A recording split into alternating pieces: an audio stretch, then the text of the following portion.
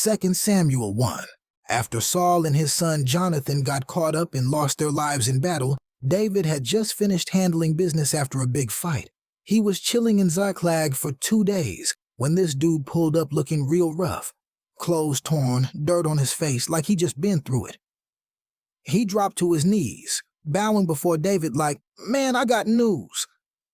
David was like, "Where you coming from?" Dude said, "Straight from the battlefield. Israel took a major L." David pressed him. "What happened? Speak on it."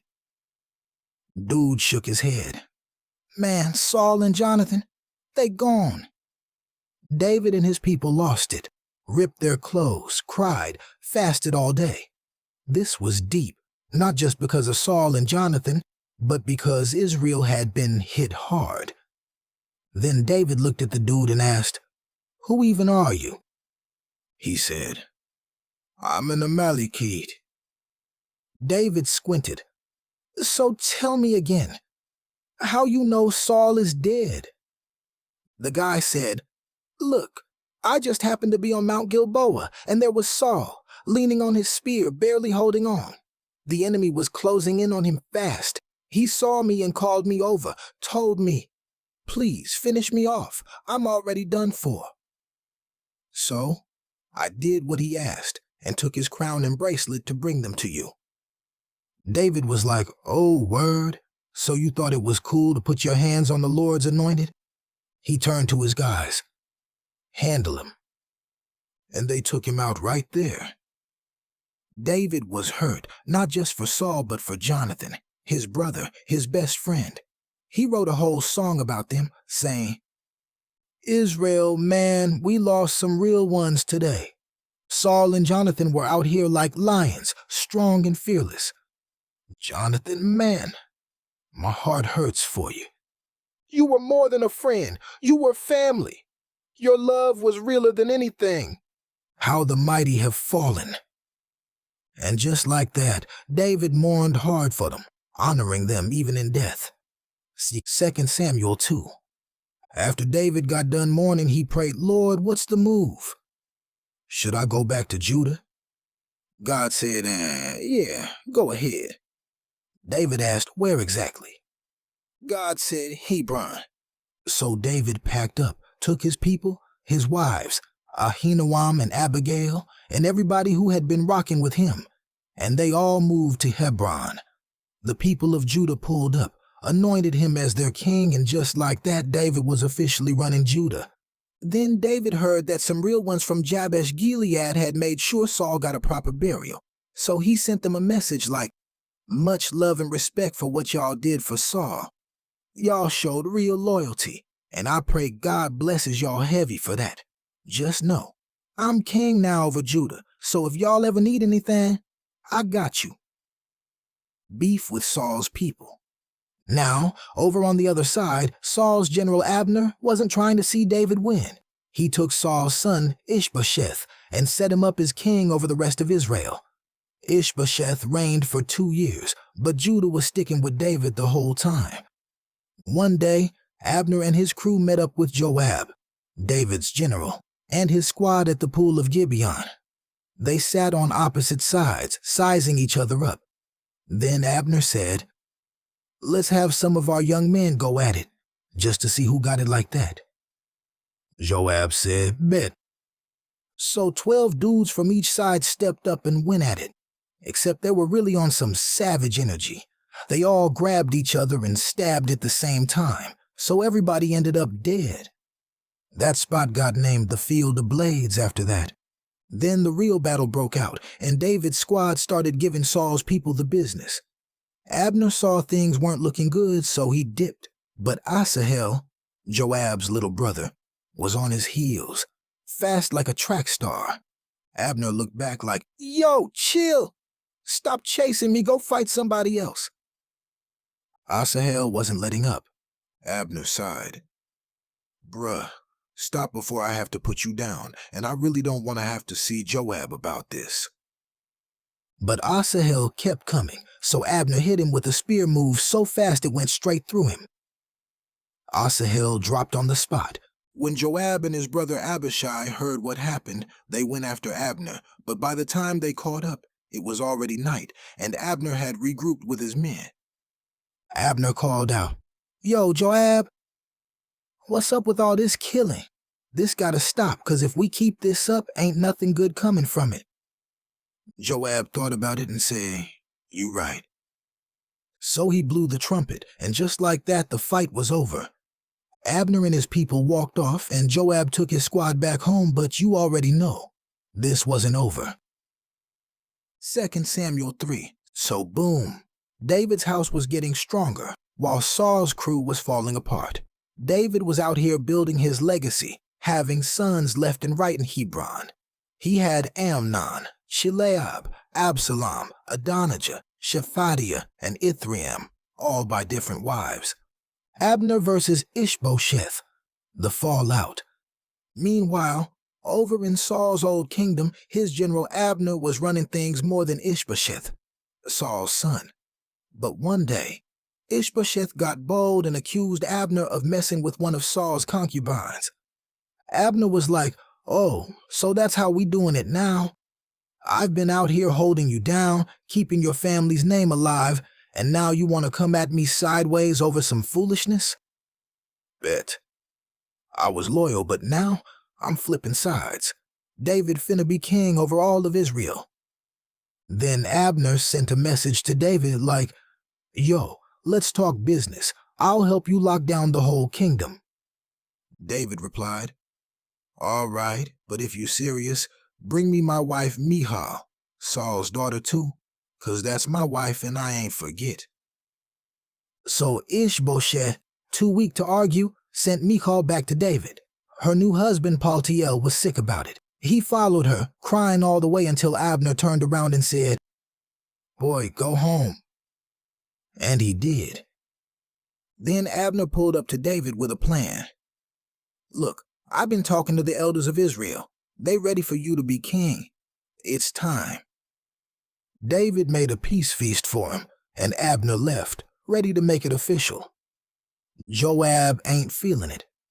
Joab, David's general, came back and found out David had just let Abner walk off. He was hot. He pulled David aside like, "Bruh, what are you doing? You really trust Abner? He playing you." Without telling David, Joab sent for Abner to come back. When Abner showed up, Joab pulled him to the side, acting like he wanted to talk. Then, boom, stabbed him in the stomach. That was payback for his brother Asahel. When David heard about it, he was pissed. He said, "Nah, man, I had nothing to do with that. Joab wildin', God handled that." David made sure Abner got a proper funeral. He walked behind the coffin, cried, and even wrote a song for him. The people saw how much David respected Abner and knew he wasn't behind his death. David told his men, "Listen, Abner was a real one, and even though I'm king, I can't do nothing about Joab right now, 'cause he got too much power. But best believe, God gonna handle that in due time." 2 Samuel 4. So after Abner got taken out, Saul's son Ishbosheth heard the news and got shook. The whole kingdom of Israel was uneasy. Everybody knew things were about to shift. Ishbosheth's own men turned on him. Now, Saul had these two old war captains, Baanah and Rechab, who were out here moving funny. They saw the kingdom slipping away, and instead of staying loyal, they decided to switch up and take matters into their own hands. Meanwhile, there was one of Saul's grandsons, Mephibosheth, Jonathan's son. He had been crippled since he was 5. Back when Saul and Jonathan died, his nanny grabbed him and ran, but in the panic, she dropped him, and he had been unable to walk properly ever since. Back to the grimy business. Baanah and Rechab rolled up to Ishbosheth's crib in the middle of the day while he was chilling. They acted like they were coming in for work, but when they got inside, they ran up on him in his sleep, stabbed him, and cut off his head. Then they dipped, running all night to take it to David in Hebron. David ain't rocking with it. They pulled up to David with Ishbosheth's head like, "Yo, my king, look, We handled business for you. The Lord done got revenge on Saul's family for you." David looked at them and shook his head. "Y'all think I needed y'all to do this? Let me remind y'all about the last dude who thought he was bringing me good news about Saul dying. I had him handled on sight." He stood up. "Now y'all really thought y'all was doing something by running up on an innocent man in his own house while he was asleep. Y'all some cowards for that, and you thought I was gonna reward you? Nah, y'all getting the same energy you gave him." Then David had his men handle them immediately, took them out, cut off their hands and feet, and put their bodies on display as a warning. As for Ishbosheth, David made sure his head was buried properly in Abner's tomb, showing respect even to his enemies. Moral of the story: moving grimy for power might get you a quick win, but it'll cost you everything in the end. 2 Samuel 5. David becomes king over all of Israel. So after all that drama, the people of Israel finally got their act together and came to David like, "Yo, for real? You been the one leading us even when Saul was king. God already said you was the chosen one to run this whole nation. We ready to make it official." So they anointed David as king over all of Israel, not just Judah. He was 30 when he took the throne and ruled for 40 years, 7 years in Hebron over Judah, and 33 in Jerusalem over the whole nation. David takes over Jerusalem. Now, Jerusalem was still being run by the Jebusites, and when David and his squad rolled up, the Jebusites got cocky, talking big. "Man, even the blind and the lame could stop you from taking this city. You ain't got it like that." David was like, "Oh, word? Watch this."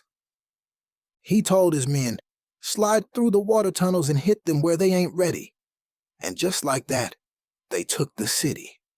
After that, David set up shop in the fortress, renaming it the City of David, and started expanding it, making it stronger. As he kept winning, God's favor was all over him. Even King Hiram of Tyre sent workers, wood, and builders to help him build his palace, proof that even other kings were recognizing his power. David knew at this point that God had officially established him as king, not just for himself, but for the sake of God's people, Israel. More blessings, more family. David kept growing, more influence, more wives, and more kids in Jerusalem. Some of his sons born there were Shammua, Shobab, Nathan, Solomon, and a few others. Philistines tried to test David. Big mistake. When the Philistines heard David was king over all of Israel, they weren't feeling it. So they rolled up, deep, ready to test him. David heard about it and went straight to God. "Lord, should I pull up on them? You gonna hand them to me?" God said, "Yeah, go ahead and handle that. I already gave them to you." David and his squad ran through them at Baal Perazim like it was nothing. He even said, "God came through like a flood on these dudes." That's how the place got its name. The Philistines ran off so fast they left their idols behind. David and his men burned all of them. But the Philistines weren't done yet. They pulled up again. Instead of assuming he had it, David asked God again, and this time God gave him a different game plan. Don't go straight at them. Circle around and hit them from behind near the mulberry trees. When you hear the sound of marching in the trees, that's your sign. I'm already moving ahead of you. David followed the play exactly, and the Philistines got washed all the way from Gibeon to Gezer. Moral of the story? God will elevate you at the right time. No need to force it. Always check in with God before making moves, even if you think you already know what to do. When God fights for you, it's already a guaranteed win. See 2 Samuel 6, bringing the ark back the right way. So David was feeling himself now that he was king over all of Israel, and he knew one thing was missing: the Ark of the Covenant. That was God's presence, and it had been sitting in some random spot for too long. So David pulled up with 30,000 soldiers to go get it from a man named Abinadab's house. They put the ark on a new cart, and Abinadab's sons, Uzzah and Ahio, were guiding it. The whole squad was turned, dancing, singing, playing harps, tambourines, and cymbals. It was a full celebration. But then, tragedy struck. As they were rolling down the road, the oxen tripped and the ark started tipping over. Uzzah, trying to help, reached out his hand to steady it. Bad move! Boom! God's wrath hit him on the spot. Uzzah died instantly for touching the ark. David was shook. He got mad and was like, man, how we supposed to move this if folks out here dying? So he put the ark in the house of a man named Obed-Edom instead and left it there. But then something crazy happened. Obed-Edom's whole house started flourishing. Everything he had was blessed because God's presence was there. After 3 months, David was like, yo, we gotta bring it back, but we doing this the right way this time. David's dancing Michael's shade, so this time they carried the ark properly, with priests handling it like God commanded. After 6 steps, David stopped and sacrificed bulls and fattened calves to honor God. And then, David went off. This man was dancing like nobody was watching, jumping, spinning, praising with everything he had. He wasn't worried about titles or status. He was just grateful. He even took off his royal robe and was out there in a linen ephod, sweating and celebrating. But not everybody was feeling it. His wife, Michal, Saul's daughter, was watching from a window, and she was disgusted. She was like, look at this fool embarrassing himself in front of everybody like he ain't got no sense.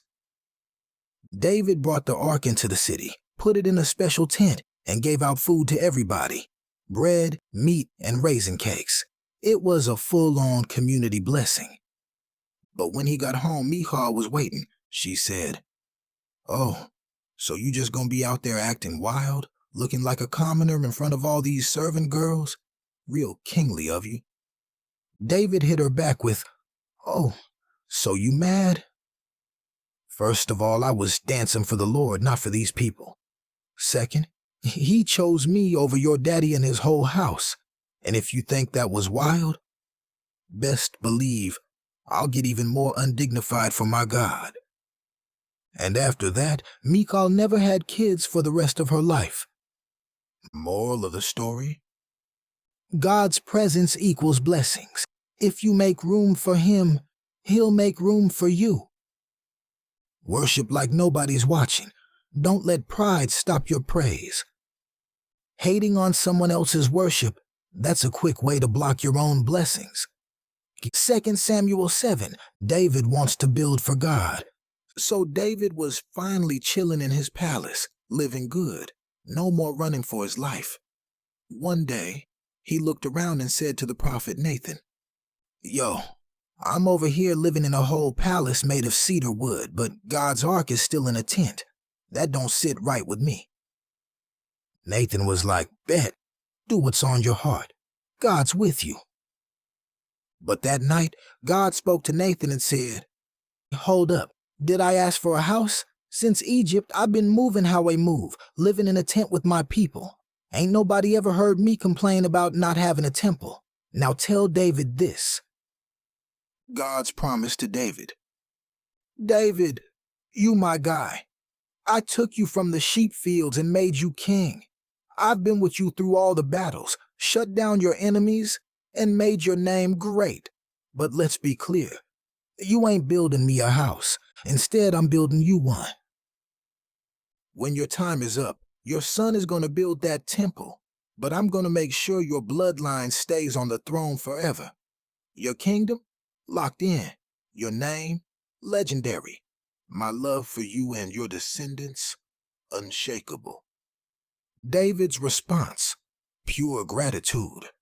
When David heard this, he was blown away. He went to pray and said, God, who am I that you bless me like this? I don't even deserve it, but you chose me anyway. You've been faithful from the jump, and now you telling me my family gonna reign forever? You're too good. So go ahead, Lord. Do what you promised.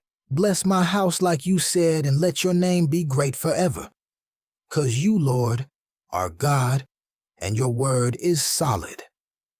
Moral of the story? God's timing. Our timing. Sometimes what we want to do for God ain't what he needs us to do. God's plans are bigger than ours. David wanted to build a house for God, but God was building a legacy for him.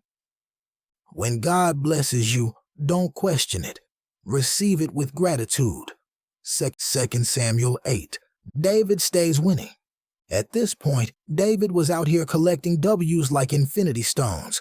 God's favor was all over him, and he was handling business. Here's how it went down. Philistines defeated. He took their biggest city. Moabites ran up on them, made them servants, and had them paying tribute money. Zobah's king, Hadadezer, thought he could test David, but David shut that down quick and took all his chariots, soldiers, and horses. Aramaeans, Syrians, tried to back up Hadadezer. Bad move. David clapped 22,000 of them and put military bases in their land. They had to start paying tribute too. Moral of the battlefield, anybody who stepped up got stepped on. And why? Because God was with David, making sure he won everywhere he went. David stacking riches and respect. David wasn't just out here fighting for no reason. He was stacking wealth and securing the kingdom. Any gold, silver, or bronze he got from these nations, he dedicated it to God. Even the king of Hamath, Toi, sent his son to congratulate David for humbling Hadadezer. Toi and Hadadezer had beef. Toi even sent David gold, silver, and bronze gifts. David was like, appreciate it, and he dedicated all of it to the Lord too. Another dub against Edom.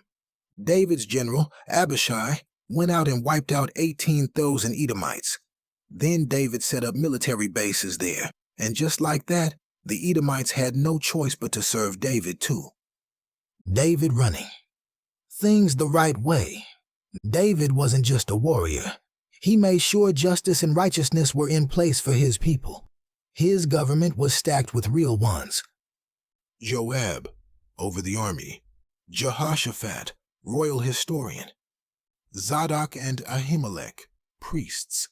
Sariah, court secretary. Benaiah, head of the elite guards. David's sons, officials in the kingdom. Moral of the story? When God's hand is on you, everything you touch wins. Success ain't just about stacking wealth. It's about doing right by God and your people. If you stay aligned with God, even your enemies will have to respect you. See 2 Samuel 9. David's loyalty to Jonathan.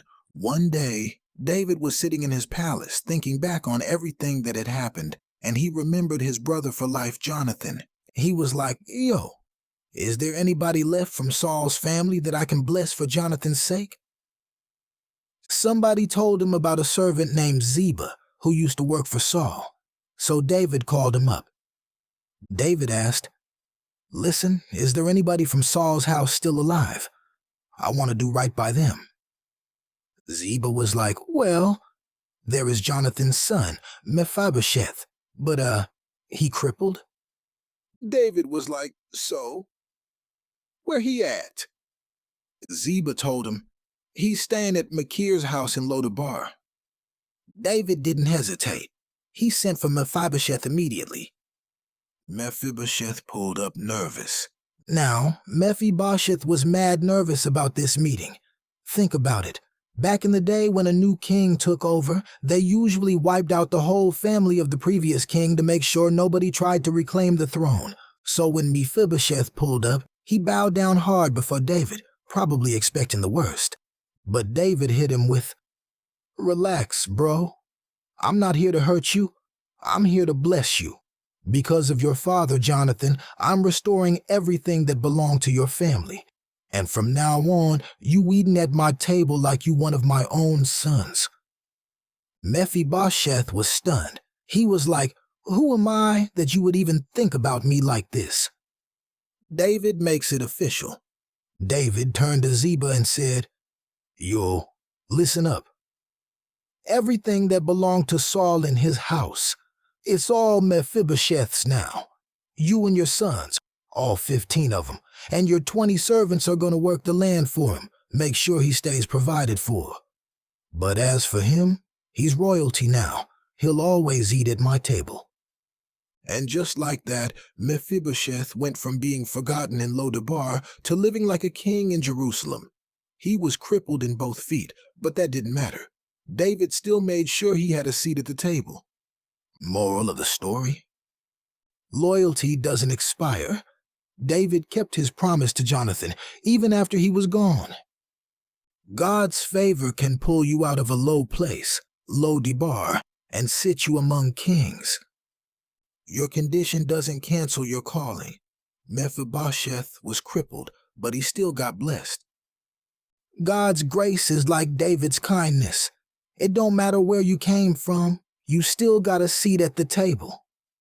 2 Samuel 10, David tries to show love, but it backfires.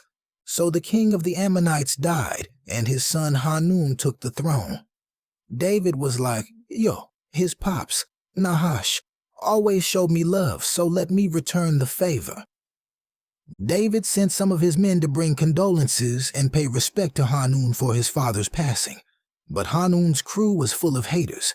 His advisors told him, "Bruh, you really think David sent these dudes just to pay respects?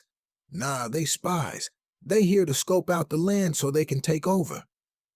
Hanun fell for it and did the absolute most. He grabbed David's men, shaved off half their beards, and cut their robes at the waist, basically leaving them half naked and humiliated, then kicked them out the city. David heard about it and was pissed. He told his men, "Y'all stay in Jericho until your beards grow back. Don't even trip." Ammon and Aram versus David. Another big mistake. Hanun must have realized he messed up because instead of apologizing, he doubled down and hired backup. He paid 33,000 Aramean Syrian soldiers from different regions to help him go to war against David. David heard about it and was like, "All right, bet." He sent Joab and the whole army to handle business. When they got there, Joab saw they were surrounded. Ammonites in front, Syrians behind. So he split his forces. Joab took the best warriors and fought the Syrians. His brother Abishai took the rest and fought the Ammonites. Joab told his brother, "Look, if these Syrians start whooping me, you back me up. If the Ammonites start whooping you, I'll back you up. Be strong, bruh. God got us." The battle popped off, and guess what? The Syrians folded first. As soon as they saw Joab coming hard, they ran. When the Ammonites saw their backup was gone, they ran too. Straight back into the city. Joab was like, "That's what I thought," and went back to Jerusalem. The Syrians try again and take a bigger L. But the Syrians weren't done embarrassing themselves. They regrouped and called in even more backup from across the river, led by a commander named Shobach. David heard about it and said, "Nah, I gotta handle this personally." So he rolled up with the full Israelite army. They clashed, and once again, Israel put them on skates. David's army killed 700 charioteers and 40,000 foot soldiers, and Shobach himself got clapped. After that, the rest of the Syrian kings were like, "Yeah, we done fighting David." They made peace and never tried it again. The Ammonites left to fend for themselves. Morale of the story? Sometimes people mistake kindness for weakness. Don't let them play with you. Be careful who you listen to. Bad advice can start unnecessary problems. If God is with you, it don't matter who's against you. Messing with God's chosen, that's a losing game every time. 2 Samuel 11, the one where David messed up. David stays home when he should have been at war. It was springtime, the season when kings usually go out to battle. But this time, David stayed back in Jerusalem and sent Joab and his army to fight the Ammonites. They were out there putting in work, but David was chilling at the palace instead. One evening, David got up from his nap and went for a walk on his palace roof. That's when he saw a beautiful woman bathing. She was fine, and David couldn't look away. He sent someone to find out who she was, and they came back saying, "That's Bathsheba, wife of Uriah the Hittite." Now, pause. Uriah wasn't just some random dude. He was one of David's elite warriors, one of his most loyal soldiers. But David wasn't thinking straight. He sent for her, and they spent the night together. Not long after, Bathsheba sent a message. "I'm pregnant." David tries to cover it up. David went into panic mode. He had to cover this up, so he sent a message to Joab. "Send Uriah back home." Uriah pulled up, and David acted all casual. "Yo, how's the war going?" "Everything good." Then he hit him with, "Yo, you should go home, relax, see your wife." David was hoping Uriah would sleep with Bathsheba, so everybody would think the baby was his. But Uriah was too loyal. He didn't even go home. Instead, he slept outside with the palace guards. David asked him, "Bruh, why didn't you go home?" Uriah said, "My brothers are out there in tents fighting for their lives, and the ark of God is in the field. How could I go home and enjoy myself? I can't do that while my people are still at war." David was like, dang. David's cover-up turns to murder. Since plan A failed, David went with plan B, something way darker. He sent Uriah back to the battlefield with a sealed letter for Joab.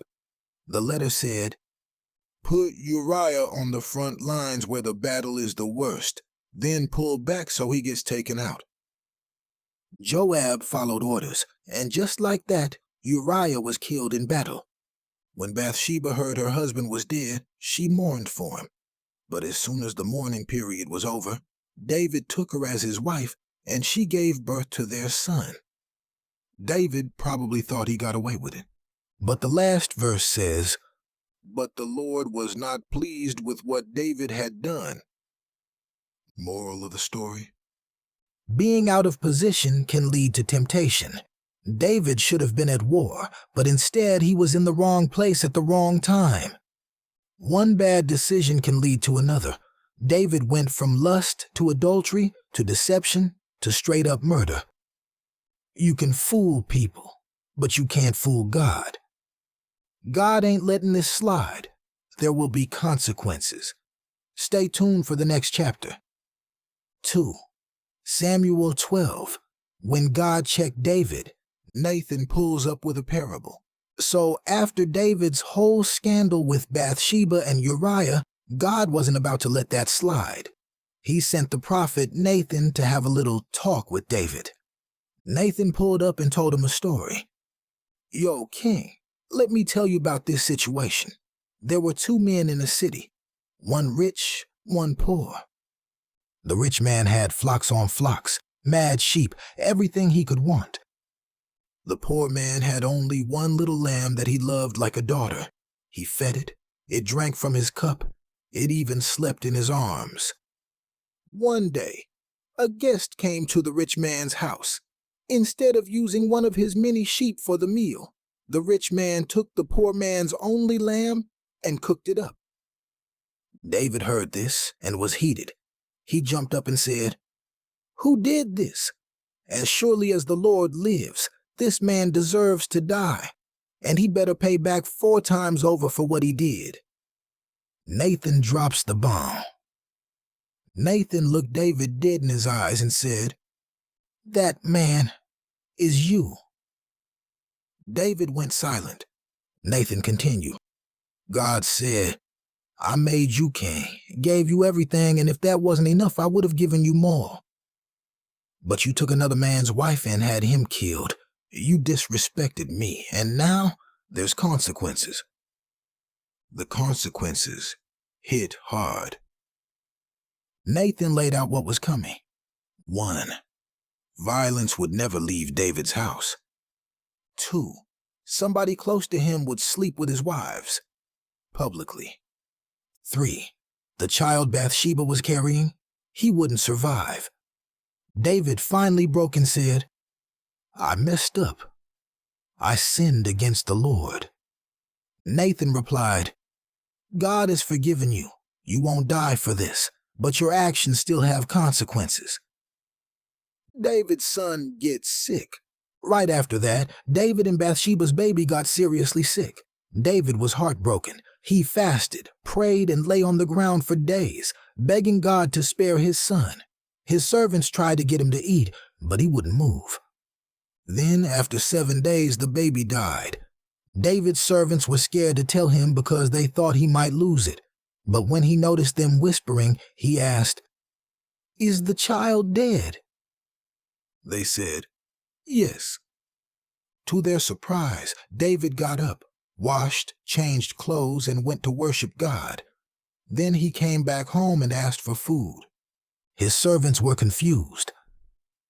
"King, when the child was sick, you wouldn't eat. Now that he's gone, you're eating?" David explained, "When he was alive, I prayed, hoping God would change his mind. But now that he's gone, what can I do? I can't bring him back. One day I'll go to him, but he won't come back to me." God gives David and Bathsheba another son. After all the pain, David comforted Bathsheba, and later she gave birth to another son, Solomon. This time, God showed favor and sent Nathan to let them know that Solomon was chosen. They even gave him a special name, Jedediah, loved by the Lord. Meanwhile, Joab takes down Rabbah. While all this was happening, Joab was out fighting the Ammonites and was about to take their capital, Rabbah. He sent word to David like, "Yo, you better pull up and finish this yourself, or they'll name the city after me."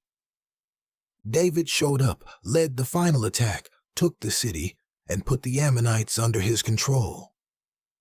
Moral of the story: God is merciful, but sin still has consequences. Repentance is real. David admitted his wrong, and God still had a plan for him. God can bring restoration, Solomon, even after your biggest mistakes. Sometimes the best response to pain is worship. 2 Samuel 13, family drama and betrayal, Amnon's sick obsession. So David had a lot of kids from different wives. 2 of them were Amnon, David's firstborn son; Tamar, his half-sister, Absalom's full sister. Now, Amnon was obsessed with Tamar, like borderline stalker-level obsessed. She was beautiful, and Amnon wanted her bad, but he knew he couldn't have her because, well, that's his sister. Instead of getting over it, he started acting depressed. His cousin Jonadab, David's nephew, noticed and asked, "Bruh, why you looking sick every day? What's up?" Amnon said, "Man, I'm in love with Tamar." Jonadab, who was slick but evil, came up with a grimy plan. "Yo, just act like you're sick. When your dad checks on you, tell him you need Tamar to come cook for you. Then, when you're alone with her, do whatever you want." And Amnon, he actually went through with it. Tamar's worst nightmare. Amnon faked sick, and David, clueless, sent Tamar to take care of him. She went in, made him some fresh food, and tried to serve him. But when she got close, he grabbed her and said, "Come sleep with me, sis." Tamar was horrified. She begged, "No, my brother, don't do this. This is evil. If you want me that bad, talk to the king. He won't keep me from you." But Amnon didn't care. He forced himself on her and took what he wanted. Then, just as fast as he was obsessed with her, he flipped. And now, he hated her. He told her, "Get out." Tamar was crushed. She said, "Throwing me out is even worse than what you just did." But Amnon called his servant and said, "Get this woman out of here and lock the door." Tamar, broken and humiliated, tore her robe, put ashes on her head, and ran to her brother Absalom, crying. Absalom saw her and immediately knew what happened. He told her, "Stay quiet for now.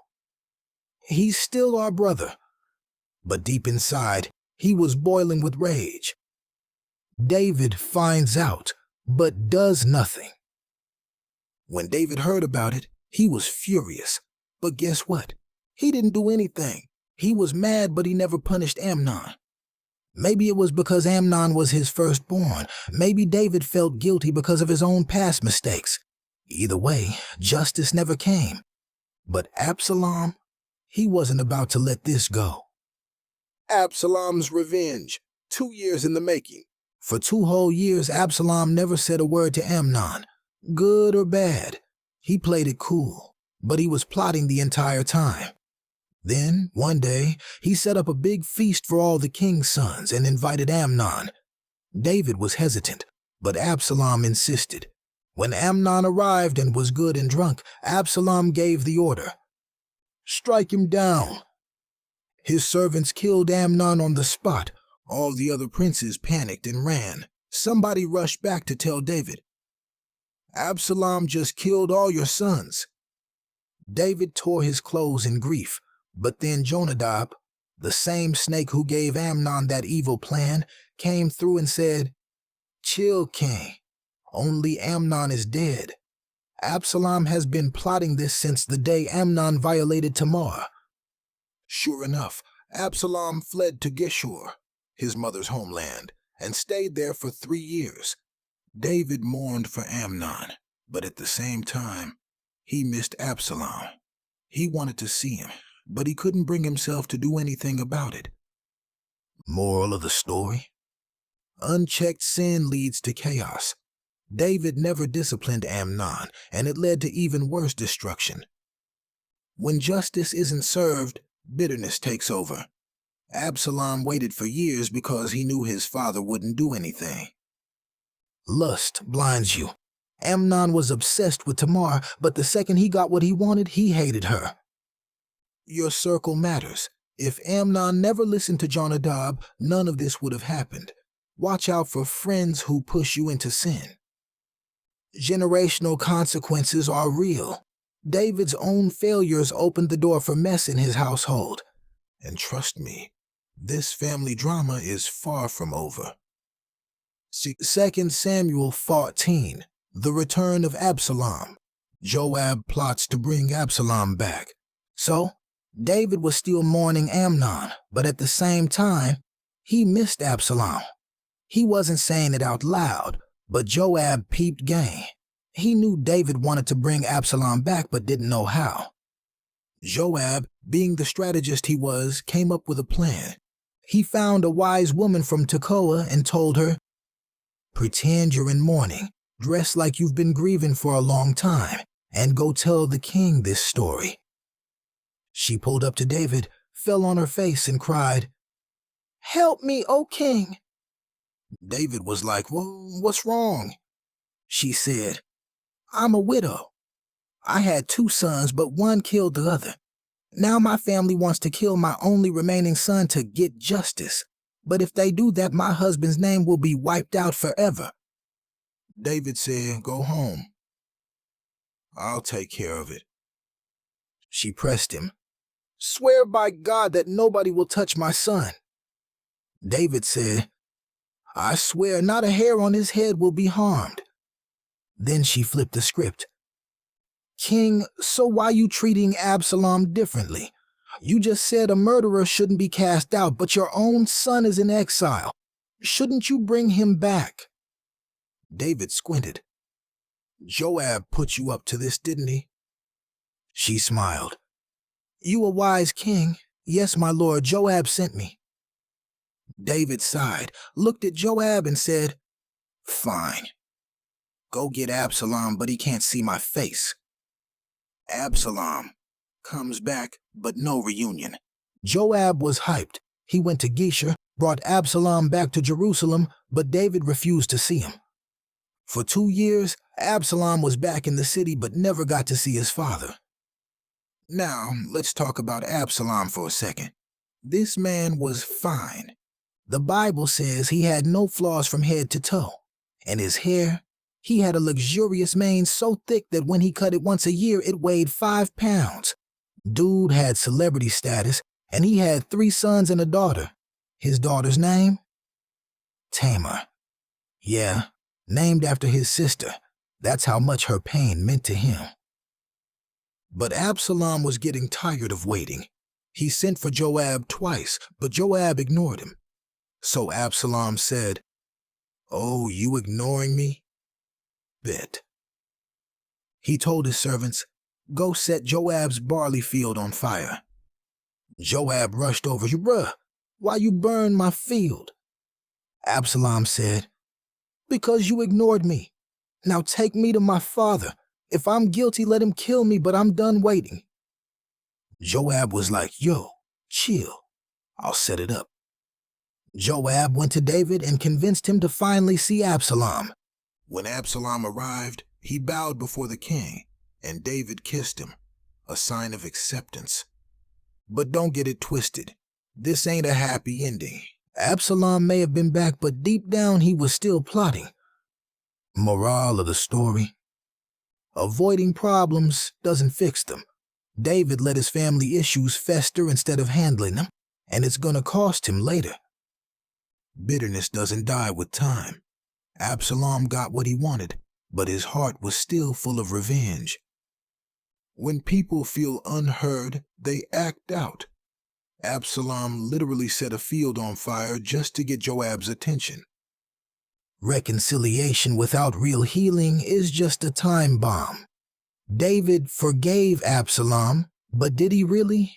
And did Absalom really forgive David? Trust me, this drama is far from over. See 2 Samuel 15. Absalom's rebellion begins. Absalom starts moving funny. So, after David let Absalom back into his life, you'd think everything was cool now, right? Wrong. Absalom had been plotting for years, and now he was making his move. First, he started running a little political campaign on the side. He got himself a chariot, horses, and 50 men to run ahead of him everywhere. Basically, he was acting like he was already king. Then he stationed himself outside the city gate and started talking to anybody who had a complaint for the king. Absalom would be like, "Oh, you got problems? Man, I feel you. But you know what? The king too busy to hear your case. Now, if I was judge, I'd make sure you got justice." And if somebody bowed to him, he'd grab them and hug them like they were best friends. This man was running the smoothest PR campaign ever. And guess what? It worked. Over 4 years, he stole the hearts of the people. They started seeing him as the real leader. Absalom's fake worship trip. One day, Absalom came to David and said, "Yo, Pops, let me go to Hebron to fulfill a vow I made to God." David, still thinking Absalom was solid, said, "Go in peace, son." But this was all cap. Absalom sent secret messengers across Israel with one message. "As soon as you hear the trumpets blow, shout, 'Absalom is king in Hebron.'" And just like that, his rebellion was in motion. David gets the news and runs. Meanwhile, 200 men from Jerusalem went with Absalom, not even knowing he was staging a coup. They thought it was just a regular trip. To make things even worse, Absalom brought David's old advisor, Ahithophel, into the plot. Ahithophel was one of the smartest strategists around, so the fact that he switched sides, that was dangerous. Then someone ran up to David and said, "Yo, the people are turning on you. Absalom is making his move." David immediately told his servants, "We gotta go. If we stay, Absalom will take the whole city and kill us all." So David and his people fled Jerusalem, leaving behind 10 concubines to take care of the palace. Loyalty check. Who's with David? As David left, a few key people proved their loyalty. Ittai the Gittite, a foreigner who had just arrived, but he told David, I'm riding with you no matter what. Zadok and Abiathar, the priests, they brought the ark of God, but David told them, take it back to Jerusalem. If God wants me back, he'll bring me home. Hushai, the Archite. David sent him back into the city to pretend to serve Absalom. But really, he was going to spy for David. As David climbed the Mount of Olives, he was weeping, barefoot, with his head covered. His own son had betrayed him, and he had to run from his own throne. And just when it couldn't get worse, David got one more piece of bad news. Ahithophel is with Absalom. David shook his head and prayed, Lord, turn Ahithophel's advice into nonsense. And just like that, the civil war was on. Moral of the story? Watch for snakes in the grass. Absalom was plotting for years, and David never saw it coming. Some people pretend to be for God, but their heart is chasing power. Absalom faked a vow just to stage his rebellion. Loyalty ain't about where you're from, it's about your character. Ittai was a foreigner but stood with David when his own son didn't. Pride before the fall. Absalom thought he had it all figured out, but he didn't factor in one thing. God was still with David. And trust me, this rebellion, it's about to get real. 2 Samuel 16, more betrayal and disrespect, Ziba's sneaky move. So, David is still on the run because Absalom is out here trying to take the throne. As he's heading out, he runs into Ziba. Remember him? The shady servant of Mephibosheth, Jonathan's son. Ziba pulled up with donkeys, bread, raisins, and wine, like he was trying to help. David was like, why are you bringing all this? Ziba said, oh, this is for you and your men. But listen, Mephibosheth, he stayed in Jerusalem because he thinks Israel will give him back Saul's kingdom now that you're gone. David, hurt and mad, said, you know what? Everything that belonged to Mephibosheth is yours now. Ziba was like, oh wow, thank you, my king. But keep this in mind, something ain't adding up with his story. Shimei throws dirt on David's name, literally. As David kept moving, this dude named Shimei from Saul's family saw him and started wilding out. He threw rocks at David and his men. He cursed him out, yelling, you're getting what you deserve. You stole Saul's throne, and now God is paying you back. Absalom is king now.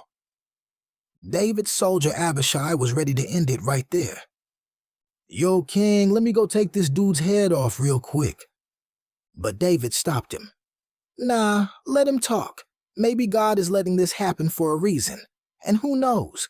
Maybe God will see my suffering and bless me for it later. So David kept it moving, taking all the insults like a man, while Shimei kept throwing dirt and rocks at him the whole way. Absalom moves into the palace and follows. Bad advice. Meanwhile, Absalom finally enters Jerusalem and takes over. His spy-turned-fake advisor, Hushai, pulled up to him like, long live the king! But we all know he was really still loyal to David.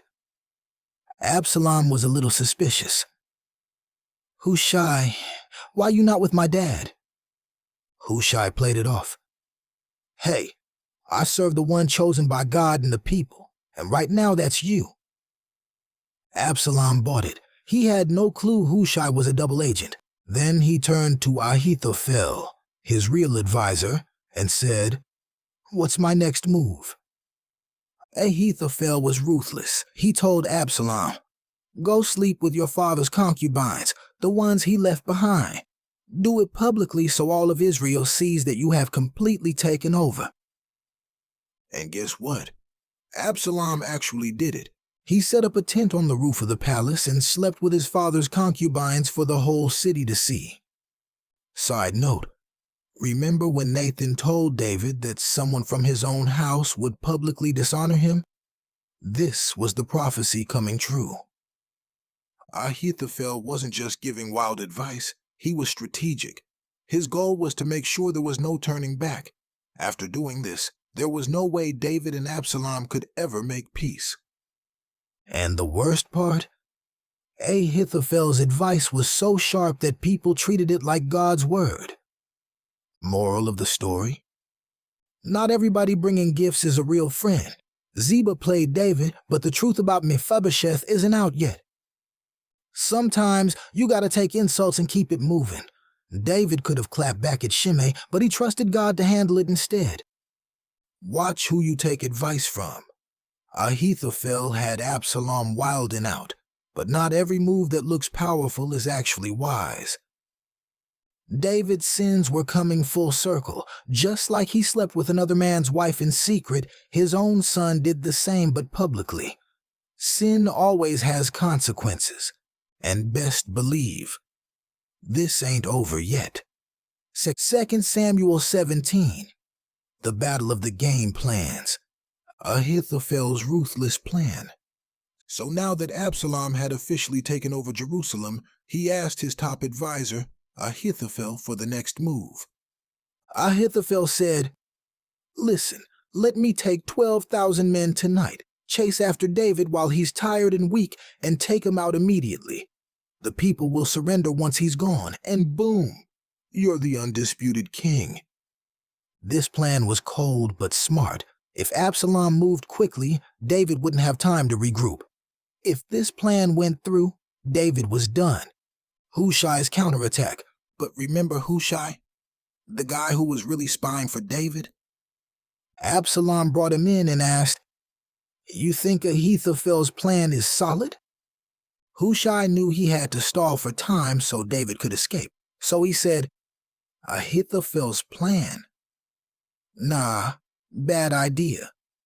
He continued, "You know your father. He ain't no easy target. He's a seasoned warrior, and right now, he's probably already hiding, setting a trap for your men. If you send troops and they take an L, your supporters will panic and your whole takeover might fall apart. Instead, you need to gather all of Israel's army first, then go fight David yourself with overwhelming force. That way there's no way he escapes." Absalom and his people actually thought Hushai's plan was better than Ahithophel's. What they didn't know was God was behind this, making sure Ahithophel's advice got rejected so David wouldn't get caught. The secret message to David. Hushai needed to warn David as soon as possible, so he sent word to Zadok and Abiathar the priests, telling them to sneak a message to David. "Don't stop. Cross the Jordan tonight. Absalom is coming with a huge army."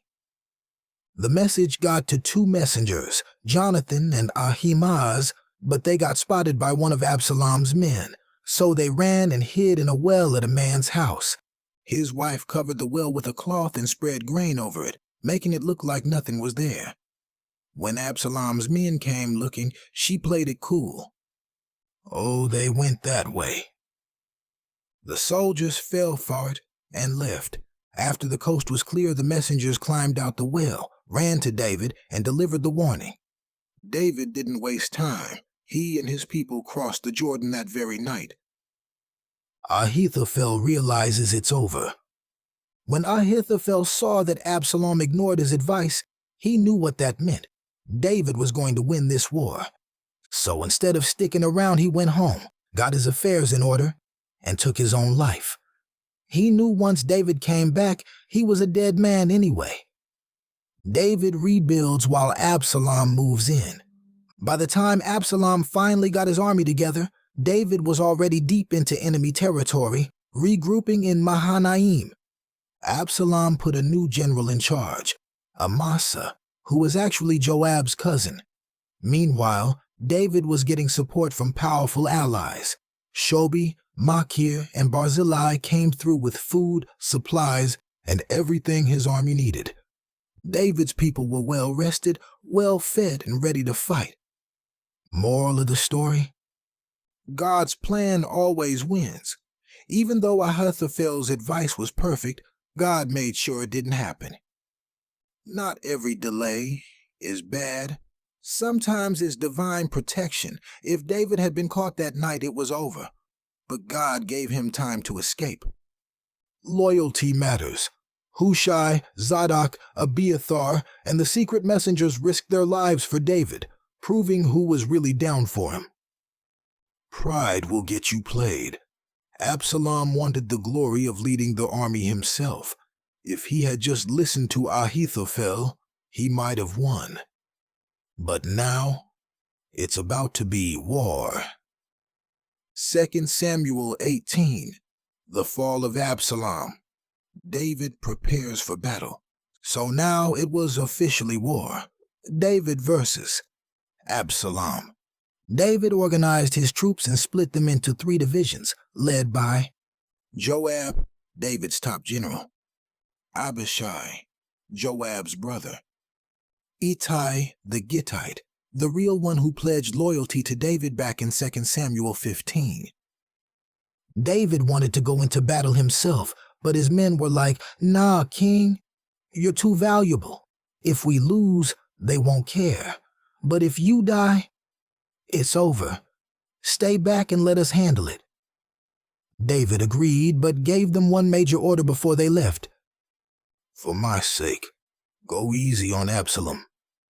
Everybody heard it, even Joab. The battle goes down. David's army clashed with Absalom's in the forest of Ephraim, and Absalom's army got washed. 20,000 men died that day. The forest itself took out more soldiers than the swords did. People got lost, fell into pits, or got taken out by wild terrain. But then, Absalom got caught up, literally. Absalom's hair gets him caught. As Absalom was riding his mule, he passed under a massive oak tree. His thick, famous hair got tangled in the branches, and his mule kept going, leaving him dangling midair. One of David's soldiers saw him and ran to tell Joab. Joab was like, "You saw him and didn't kill him?" "Bruh, I would have given you 10 pieces of silver." The soldier said, "Even if you gave me 1,000, I wouldn't do it." The king said to spare him. Joab rolled his eyes. "I ain't got time for this." Then he grabbed 3 javelins and drove them into Absalom's heart while he was still hanging there. Then Joab's men came through and finished him off. After that, they tossed his body in a pit, threw a bunch of rocks over it, and kept it moving. David gets the news. Meanwhile, David was back at the city gates, waiting for news. 2 messengers came running, Ahimaaz, Zadok's son, and a Cushite. Ahimaaz got there first. David asked, "Is my son Absalom safe?" Ahimaaz dodged the question. There was a big fight, but I don't really know what happened to him." Then the Cushite arrived and told him straight up, "May all your enemies end up like that young man." David instantly knew. His son was gone. David's heartbreak. David went up to his room and broke down.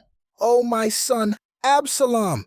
My son, I wish I could have died instead of you.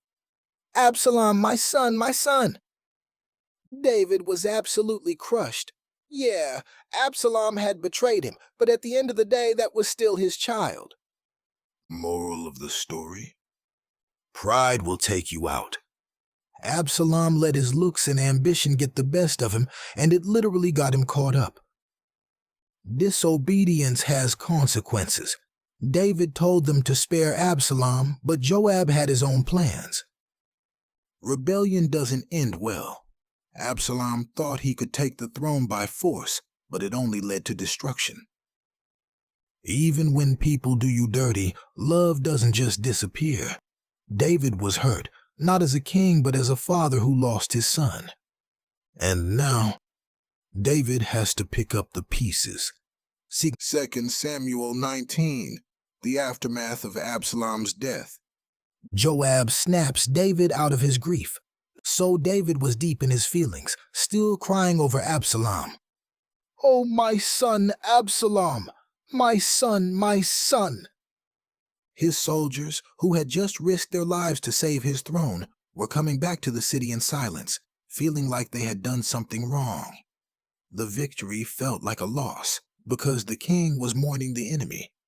Joab wasn't having it. He stormed into David's room and said, "Yo, king, you need to snap out of it. You're making your soldiers feel like trash.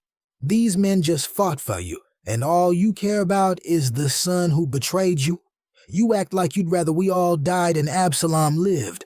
Now get up, go out there, and show your people some love before they all leave you for good." David wiped his face and went out to encourage his people. David returns to Jerusalem, but it's complicated. Word got out that David was back in power, but things weren't smooth. The tribes of Israel were arguing. Some were mad that they abandoned David in the first place, while others were upset that Judah, David's tribe, was acting like they had exclusive rights to him. David sent a message to the leaders of Judah, like, "Y'all my family, so why are y'all the last ones welcoming me back?"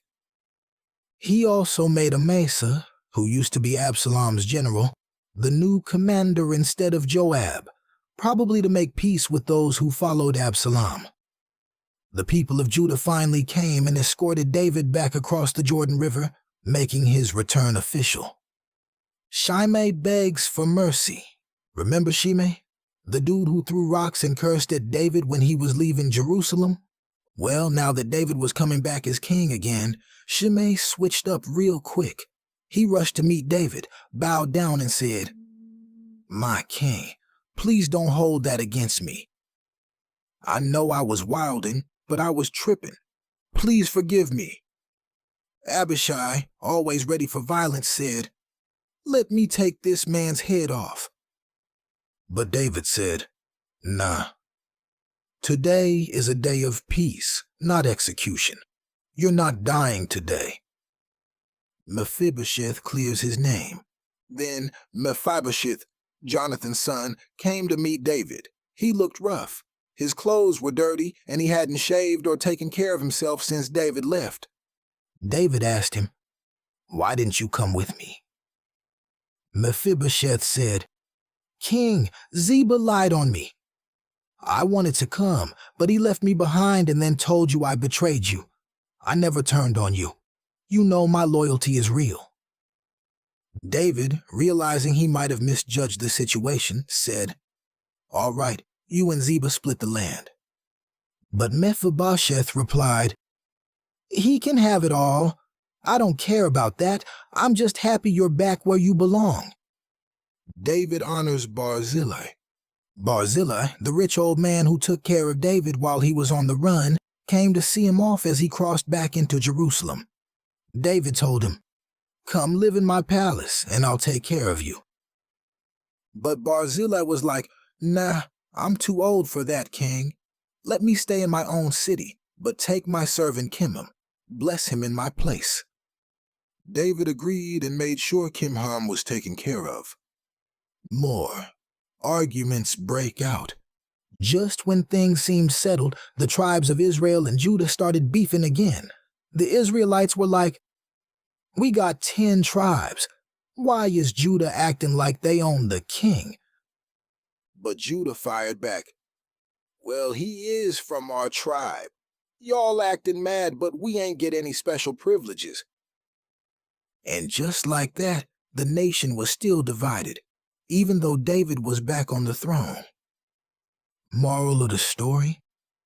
Grief is real, but don't let it make you forget the people who are still loyal to you. David almost lost his army because he was mourning the enemy. Some people will switch up real quick when the power shifts. Shimei went from throwing rocks to begging for mercy. Always check the facts before making judgments. David believed Ziba too quickly and almost lost Mephibosheth's loyalty. Even when you win, conflict doesn't just disappear. David got his throne back, but the kingdom was still divided. And trust me, this division is about to get even worse. See 2 Samuel 20. Another rebellion? Already?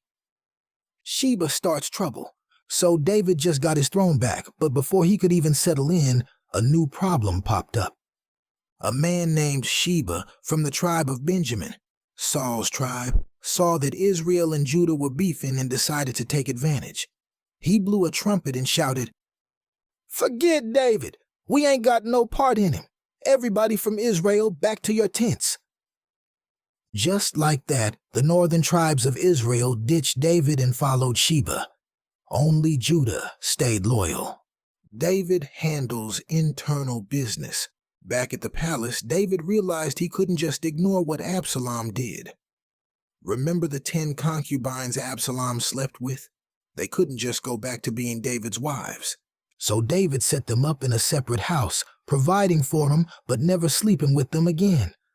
They lived the rest of their lives in seclusion, like widows. Amasa moves too slow. Joab ain't having it. David needed to shut down Sheba's rebellion fast. He told Amasa, his new general, to gather Judah's army in 3 days. But Amasa was moving slow, so David told Abishai, Joab's brother, "Take my best troops and hunt Sheba down before he gets too strong." Abishai and Joab, who was still salty about being replaced as general, took the elite soldiers and chased after Sheba. On the way, they ran into Amasa, who was still lagging behind. Joab, always one for savage tactics, walked up acting friendly. He grabbed Amasa's beard like he was about to kiss him in respect. But then, boom. Joab stabbed Amasa in the stomach, spilling his guts out. No second stab needed. Then Joab and Abishai kept it moving like nothing happened, while Amasa was left bleeding in the road. David's men saw that Amasa's body was slowing people down because everybody kept stopping to look, so they dragged him off the road and covered him up. Sheba's last stand. Sheba ran to the city of Abel, trying to hide. Joab's army surrounded the city and started building siege ramps. They were about to tear the place down to get him. But then a wise woman from the city came out and said, "Joab, why you trying to destroy a whole city in Israel? What's up?" Joab was like, "We don't want the city. We just want Sheba.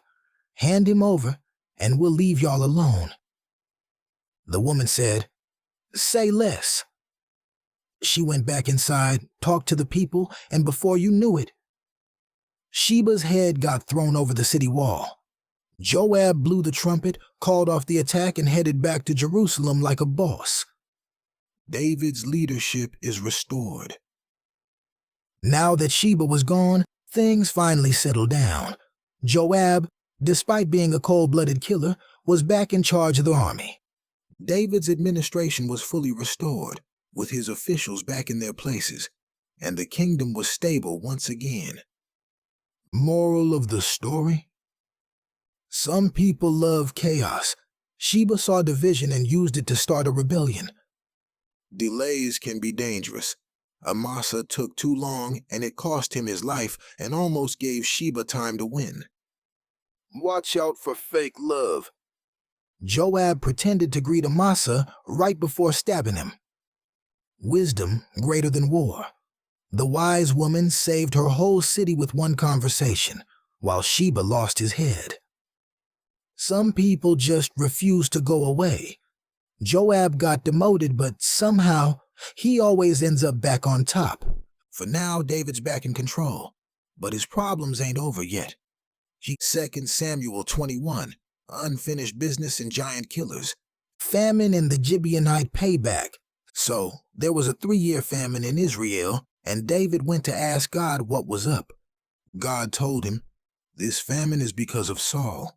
He broke a promise and tried to wipe out the Gibeonites." Backstory. The Gibeonites weren't Israelites, but they had a peace treaty with Israel from way back in Joshua's time. Saul, in his zeal, tried to exterminate them, breaking that oath. Now, years later, the blood was still on Israel's hands. David went to the Gibeonites and said, "What can I do to make this right?" They replied, "We don't want money. But since Saul tried to wipe us out, give us 7 of his descendants, and we'll execute them to settle the debt." David agreed. But he spared Mephibosheth, Jonathan's son, because of the promise he made to Jonathan. Instead, he handed over 7 other descendants of Saul, and the Gibeonites executed them. After that, God lifted the famine. Rizpah's heartbreaking loyalty. One of the women affected was Rizpah, the mother of 2 of the men who were executed. She went and stayed by their bodies, fighting off birds and wild animals day and night. She wasn't about to let them be disgraced like that. When David heard about her devotion, he was moved. He gathered the bones of Saul and Jonathan along with the executed men and gave them a proper burial in Saul's family tomb. After that, God answered Israel's prayers and the famine officially ended. David's men take down more giants. Later on, another war broke out with the Philistines. David went into battle, but he was getting old and almost got killed by a Philistine giant named Ishbi-Benob. Right before David could get taken out, Abishai, Joab's brother, jumped in and saved him, striking the giant down. After that, David's men told him, "Yo, king, you can't be out here fighting anymore. If you go down, Israel loses its light." From that point on, David stayed out of the battlefield. But his warriors, they kept putting in work. Sibbecai killed a Philistine warrior named Saph. Elhanan took down Goliath's brother. Yep, another giant in the family. Jonathan, David's nephew, handled a giant with 6 fingers on each hand and 6 toes on each foot. 24 digits in total. Every one of these Philistine giants fell because God's warriors weren't backing down. Moral of the story? Broken promises have real consequences. Saul broke a treaty, and years later, Israel was still paying for it. Honor and respect matter. David made sure Saul, Jonathan, and even those executed got a proper burial. And that's when the famine lifted. There comes a time when leaders need to step back. David was a warrior, but his time on the battlefield was over. New warriors will rise. David's men took down the giants, proving that God's strength isn't tied to one person. David might have been off the battlefield, but his legacy was still going strong. 2 Samuel 22, David's victory song. By this point, David had been through it all, from fighting lions and bears as a shepherd to dodging spears from Saul, from war after war to his own son trying to take him out. But through all of it, one thing remained. God had his back. So in 2 Samuel 22, David sings a whole song thanking God for every victory. This song is basically his testimony, a reminder that God is the real MVP. God, the ultimate protector. David starts off strong. The Lord is my rock, my fortress, my deliverer. My God is my shield, my stronghold, my refuge. Translation: God got me, always has, always will. When David was down bad, God showed up. David remembers the times when death was knocking on his door. The waves of death surrounded me. The floods of destruction tried to take me out. I cried out to the Lord, and he heard me from his temple. And when God showed up, it wasn't quiet. The earth shook, the heavens trembled, smoke poured from his nostrils, fire came from his mouth. David saying, when I called on God, he moved heavy for me. God pulled David out the mud. David knew he didn't win battles by himself. He reached down from heaven and rescued me. He pulled me out of deep waters. Enemies tried to drag him down, but God said, not my anointed. Why? Because David was walking in righteousness, not perfect, but faithful. And God rewards faithfulness. God gave David supernatural strength. David didn't just survive, he thrived. And it wasn't his own strength, but God's. With your help, I can crush an army. With my God, I can leap over walls. You trained my hands for battle. My arms can bend a bow of bronze. David is saying, God turned me into a warrior. Enemies? No problem. David didn't have to chase his enemies down. They were running from him. I pursued my enemies and wiped them out. They fell beneath my feet. Why? Because God was fighting for him. God is the real king. At the end of the day, David wasn't bragging about himself. He was giving all credit to God. The Lord lives. Blessed be my rock. Exalted be my God, the rock of my salvation. He knew that every victory, every escape, every blessing came from the Lord. And because of that, David said, I will praise you among the nations, O Lord. I will sing praises to your name. Moral of the story? God is your rock. When life gets crazy, run to Him, not from Him. Your battles aren't yours to fight alone. When David called on God, heaven moved. God turns regular people into warriors. When you walk with Him, He gives you strength beyond your own. Always give God the credit. Every win, every blessing, it's all Him. This wasn't just a song. It was David's life story in praise form. And if God did it for David, He can do it for you too. 2 Samuel 23. David's last words and his mighty warriors. By now, David is old, and he's reflecting on his life, his legacy, and the warriors who held him down. This chapter is basically his final speech and a shout-out to his real ones, the elite soldiers who went to war for him. David's last words. David starts off giving credit where it's due. The Spirit of the Lord speaks through me. His word is on my tongue.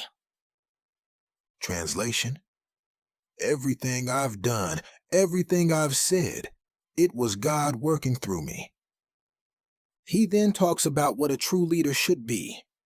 The one who rules in the fear of God is like the morning light, like the sun rising on a cloudless day. A good king brings life, clarity, and warmth, just like the sun. A bad king, darkness, destruction, and confusion. Then he makes it clear.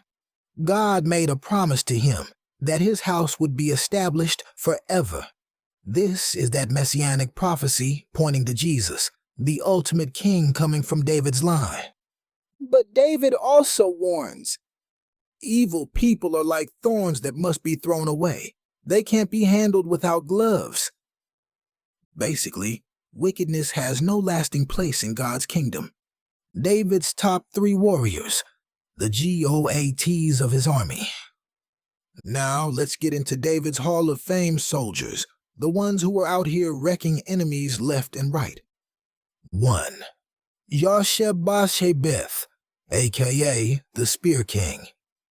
This man killed 800 enemies in one battle with just a spear. 800 versus 1, and he won. Enough said. 2nd, Eleazar, a.k.a. the Swordmaster. When Israel's army ran away from battle, Eleazar stood his ground and fought until his hand literally cramped around his sword. Dude was fighting so long that his hand wouldn't let go of the weapon.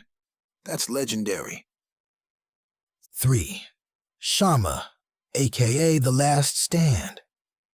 The Philistines rolled up, and Israel's army ran again, but Shammah stood his ground in the middle of a field. He fought alone and took them all out. These 3, David's top-tier warriors. The water mission. One day, David was hiding in a cave, and the Philistines had taken over his hometown, Bethlehem. David, probably tired, said out loud, "Man, I'd do anything for a drink from the well in Bethlehem." 3 of his elite soldiers heard that and said, "Bet." They broke through enemy lines, fought their way to Bethlehem, got some water, and brought it back to David. But David was so shook by their loyalty, he poured it out as an offering to God, saying, "This water is too sacred. I can't drink something my men risked their lives for." David understood that real loyalty is priceless. More mighty men who weren't playing games. Here are some more beasts from David's army. Abishai, Joab's brother, killed 300 men with his spear. Became the commander of David's army. Benaiah, the lion killer, killed 2 of Moab's fiercest warriors. Fought and killed a lion in a pit on a snowy day. Bro, who does that? Took out a giant Egyptian warrior, armed only with a staff. Later became King Solomon's top bodyguard, 30 more real ones. The chapter lists more warriors, including Uriah the Hittite.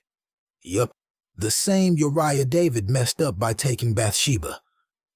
Morale of the story. A true leader honors God. David knew he was only great because God was with him. Surround yourself with real ones. David's kingdom was strong because of his loyal warriors. Courage wins battles.